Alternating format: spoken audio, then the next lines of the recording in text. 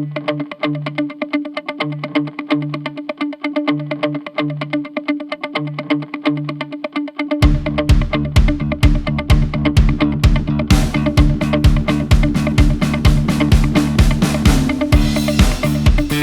going on, everyone, and welcome to Unlocked with Keys. I am your host, MykeyaLatia, also known as Keys.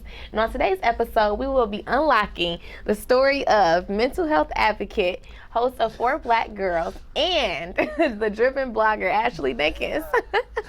Welcome. Was that too much? Was that a bit much? No, that was good. That was good. She's Thank like, you. ooh, the gas. Yeah, that was a real good introduction. Good premium. I got you. So you ready to unlock with me? I'm ready, girl. I'm ready. All right. So you are the host, or one of the 4 hosts of 4 Black Girls. Tell me about that podcast that you have. Yeah, so we started a podcast actually in June. It was in the works a little bit earlier, like March, April. We started like meeting up, getting to know each other, getting comfortable with each other, and kind of establishing like our parts of the podcast. So it's me, Lanasia, Daisha, and Candace. And we all essentially are on a platform to empower women.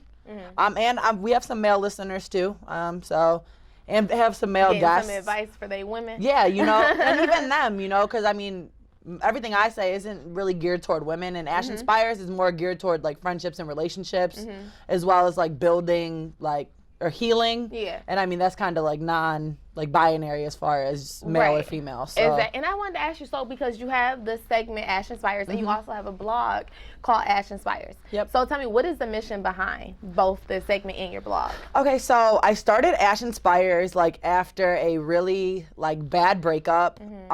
And normally, we were talking about earlier, we were joking about earlier how I used to be really, really toxic, and I would run to social media negatively when people hurt my feelings, or I was going through a breakup, or I found out I was getting cheated on, or whatever. I would run to social media negative. And then I was, doing some soul searching, and I was like, you got to be different. You're getting older. You have to be different. You are a person that was a captain on basketball teams. You are a person that they referred to as the team mom. You need to set an example. There's people watching your example. So I was like, okay, I'm going to do something different. So then I started, just tweeting positivity, posting positivity on my page, and everyone's like, aren't you going through a breakup? Are you not traumatized? And I'm like, yeah, I am, but there has to be a platform where we kind of break the cycle in regards to how we deal with trauma. Right. So I started Ash Inspires, and Ash Inspires is on the blog. It's just kind of like a carryover. But the mission behind that is essentially for people to see my post, resonate with my post, and start their healing process because of something they've seen on my page. Right. Wow, I love that. Okay, so, and I love how you pretty much, you said, you used to use those outlets and post negative things in order to, was that like a release for you? Yeah, and I'm pretty popular. I've been popular. I'm not Instagram famous or anything, but as far as popularity, people know me, So I used to get a lot of response from the negativity. People would laugh, or people would troll my exes, and it was just I just thought it was the more people I have on my side opposed to their side would make me feel better. Right. And it was really a distraction from what I needed to be doing, which was healing and growing up. But I loved that when I would tweet negative stuff, people would laugh, or people would retweet it, or people would troll my, I just used to love that. I used to just think that was the coolest, and it sounds lame as hell to even say that now. It sounds really actually so lame, but that's what I just thought was how you handled stuff. Yeah. And I mean, if you look on the Shade Room, that's how people still handle stuff to this day. So and that's a good point, because a lot of people don't grow out of that. A lot of people are still like that, but it's okay. I feel like we all go through those periods in our life. We look back oh girl, why was you doing that? But you're able to reflect and grow from, what I'm saying, move forward pretty much. I love how it's you turn that negative and turn it into a positive. Exactly. Yeah. So when was the first time you found yourself in a toxic situation? I knew that I was in a toxic relationship in high school. I knew what I was doing. Something never sat right with my spirit, but you watch the Shade Room, you look at online, you look at Twitter, you look at Instagram, and the content that's being posted and that we see and absorb, and people love to say, I'm not Instagram, I'm pop, that's not true. You're absorbing all that negative energy, and you really will think at 18 years old, when you're learning what love is and romantic relationships are, that's what your relationship is supposed to be. So I'm dealing with what's his name? I can't name drop that one, but what's his name in high school? Okay. You know what I'm saying? And yep. he like put a gun to my head at 20 years old. I mean, like. Oh, that's very traumatic. That is really. I want to ask you when you were in that position, what were you thinking? It was really crazy because it was just a lot going on, and it was like a blur. We were having fun. Like, we were really having fun. Like, it was a good night. Like, it was like I got home from college. It was like Memorial Day or something. So we're all having fun. Like, we haven't seen each other in a minute. We're having a really good time. And I was terrified. Like, and I feel like a lot of people, like, are so easy to be like, I would have called my brothers. I would have called my daddy. But, like, people that say that, I think, have never been terrified before. Like, scared. Like, you know, like, in the movies, like, when he, like, pulled the gun out on me, I literally, like, dropped my phone and, like, just started really slowly backing up, just like you see in the movies. Like, and I was terrified. I don't even remember really. Like, I can tell the story because I remember it from what people told me, because they were watching from the window. Wow. So, like, I don't really, like, me telling the story is like a combination of what everybody else told me. Like, I don't remember it. So, okay, so since you don't remember that moment, when you woke up that next day, what were you thinking? Like, what was you feeling? Like, it was like, I felt, first of all, I didn't have a phone. So I was like, I didn't have a phone. I'm 20. I had to tell my mom, obviously. My mom's terrified. Like, I slept in my mom's room because, like, we were at the police station till, like, 5 in the morning. Like, I woke up the next morning, had to go back to college to play basketball, Division I basketball, like, the same day. Wow. So I'm waking up at 8 o'clock, packing my stuff in the car.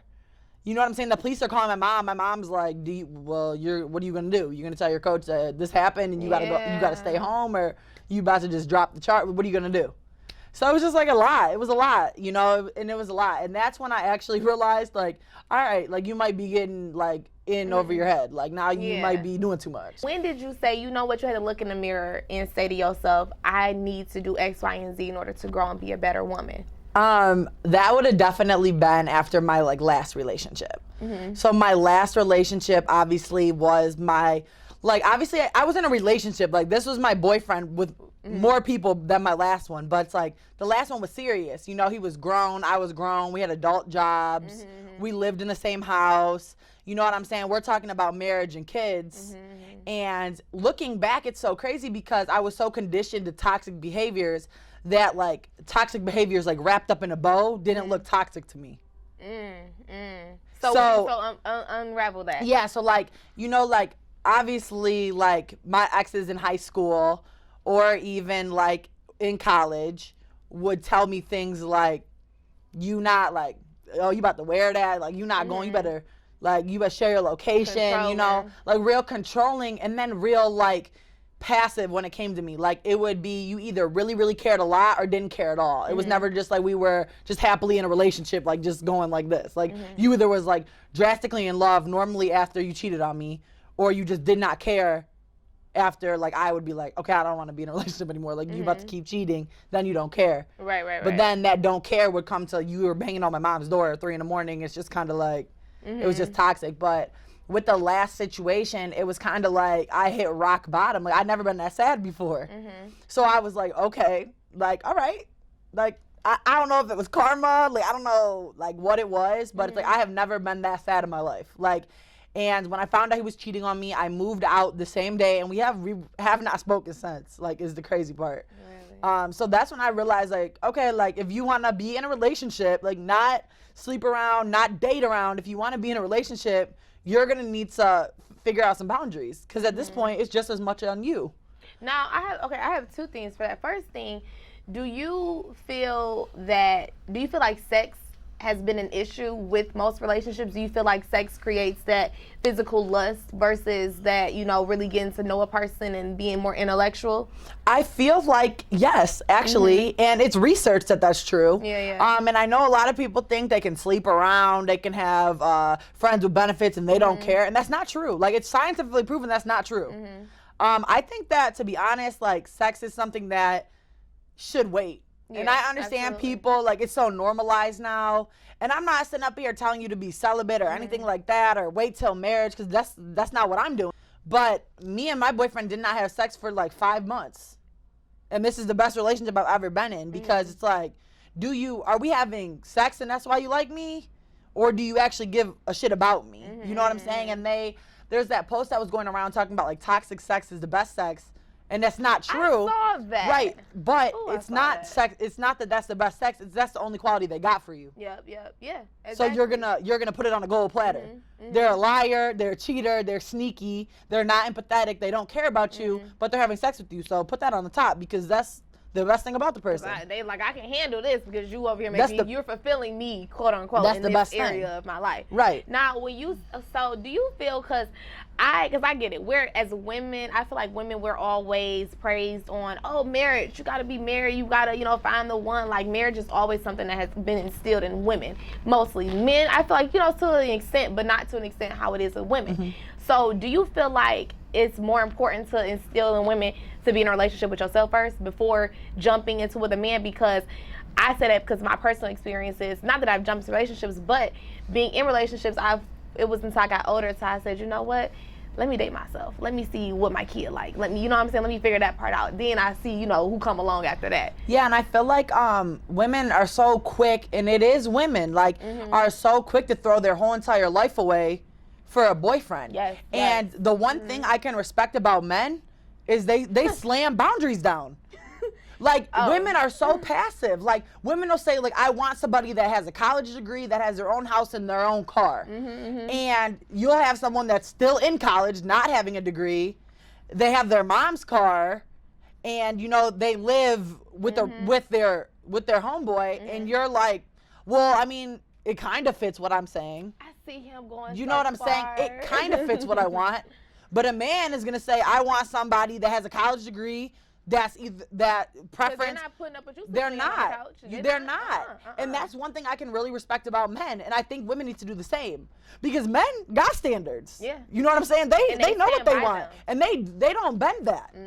Like, I've never seen a man say, and if a man does break that, he doesn't take you serious. Women will break all their boundaries and take you serious. Yeah. Like, because we are such nurturers, right? And we see so much in people, which is, it's nothing wrong with that. But you need somebody to match the same thing as you, and you don't need to lower your standards to get to that. No, exactly. And that I love your blog. I love seeing Ashley Spires, because like, you just real about it. It's just what it is. Now, and I do want to ask you. So you talk about soul ties on your blog. Tell me, what is it? How do you define soul ties? Well, I feel like it's a lot of different things. Obviously, sex is one thing, and people again love to be like, oh, I'm not connected to anybody, because you scientifically are. Like, you legitimately are. Like, it's not even like, it's like, it's not an argument. You know what I'm saying? Like, I'll entertain the idea that people don't think they're connected to people through sex, but that's fine. Like, you can argue with me, and I'll let you finish, but it's scientifically not correct. I think that soul ties happen when you invest something in somebody. You know what I'm saying? Because you want a return on your investment. And it was weird. Like, right after my breakup, my friend took me to church, and he was talking about, I felt he was talking right to me, and it was weird. Like, because everyone says that, so y'all are going through the same thing, huh? He was talking all of us. He was talking about, like, if you walk away from something not heartbroken or heartbroken or upset or hurt, it's because you weren't invested into it. Like, for example, like, if you were investing $100 a month into a bank account, right? And you're 40, right? And you're trying to do something for your kids, send them to private school, and the bank calls you like, we don't got it.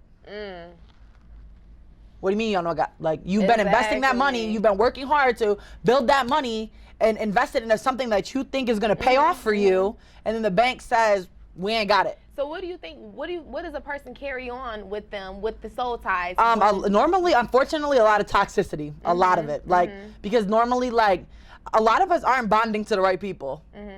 So normally, like, soul ties will leave you.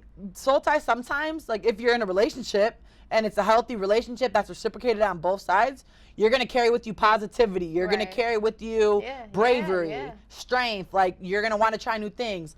But if you're tied to somebody that's toxic, that's what your life's going to be. Now, do you think, because it's interesting you say, do you think it's a level of maturity? And I say this because I feel like in previous relationships growing up at a very young age, definitely was connected so tight. I saw myself doing things, reacting in ways I normally wouldn't, but that's something my ex would do. You know what I'm saying? Like anger, you know what I'm saying? But in a more recent relationship, you know, ex, it wasn't like I took on bad behaviors. This wasn't a bad person. Instead, I was able to say, oh, you know, I saw something different in myself. I was able to grow. Instead, I didn't take a negative soul. Do you think it's like a negative, positive soul tie? Yeah, like and it's different. Like you just said, like you learn from it, and I feel like a tie is a knot.